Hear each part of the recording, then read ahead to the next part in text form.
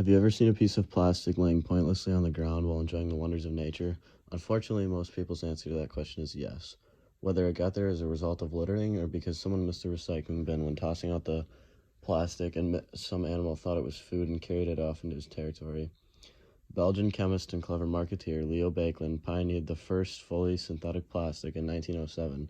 His invention, which he would christen Bakelite, combined two chemicals, formaldehyde and phenol, under heat and pressure. Plastic is very versatile, cheap, and can easily be formed into whatever one could think of. Plastic is a very useful tool and is very important for our world today as it can help in areas such as maintaining food quality and decreasing food waste. However, the plastic is not the issue. The way it is managed is.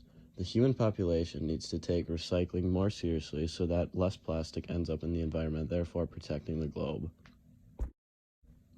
According to Bowling, it is difficult to estimate exactly how much plastic has been produced in the last century, but it is well over 9 billion tons. Of all that plastic produced, only around 25% of it is recycled properly.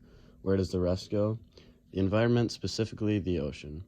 Each year, around 8 million tons of plastic finds its way into the ocean, 50% of which is single-use plastic, serving its purpose for only a few minutes before it's carelessly discarded. Plastic takes roughly 300 years to completely break down, which means all of the plastic that has been produced since the invention of plastic is still on the planet in one way, shape, or form. All this plastic that ends up in the oceans will eventually break down into smaller pieces called microplastics, which can get as small to be non-distinguishable by the human eye. This small can even be ingested by the smallest creatures such as plankton. Think about the last time you ate seafood. In years to come, seafood could become a delicacy. Today, it is estimated that 67% of seafood has plastic in it. If you're a regular seafood eater, that could mean you are eating up to 11,000 pounds of plastic each year. Whether it's a colorful plastic water bottle cap or a plain plastic grocery bag, animals often mistake them for food and either get caught up in the plastic or consume the plastic, which will then cause them to die or suffer for the rest of their lives. It's estimated today that 90% of seabirds have ingested plastic today. In 2018, a video went viral displaying people on a boat attempting to remove a straw from a sea turtle's nostril. Within that video, there was blood and it was quite hard to watch as you could see the agony within the turtle's eyes. Coral reefs are also affected by the plastic pollution. Reefs, although not your typical sea animal, are living creatures too. According to Eagle, plastic is the main reason that the Great Barrier Reef is dying.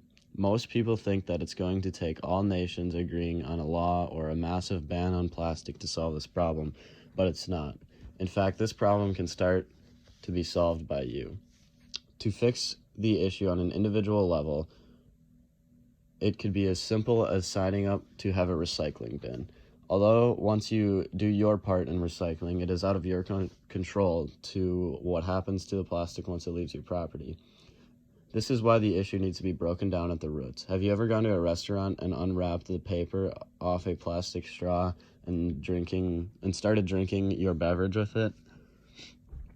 Some may argue that the beverage tastes better through the straw, but all in all, it's the same beverage. Do you really need to drink out of a straw?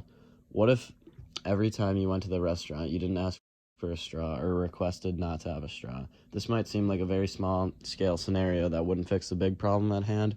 However, if you think 1 penny is not a significant amount of money, what if each person in the world put together 1 penny? That would mean the pile of money would equal around $70 million.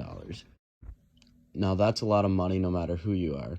Now rethink this straw scenario. Maybe if everyone would just not order straws at restaurants, there would be a little less plastic in the environment today. And for those people who really love their straws, buy a reusable straw. Of course, straws aren't the only solution to this problem. Plastic grocery bags are not very efficient. They are only used about 1 time and then thrown out or maybe even littered. Every time you go to the grocery store, you should bring your own reusable bags to bag those groceries. Or what about a water bottle? Stop using plastic water bottles and refill your own water bottle. There are benefits of having a reusable water bottle. One example is refilling the same water bottle over and over again costs way less than buying a plethora of plastic bottled water.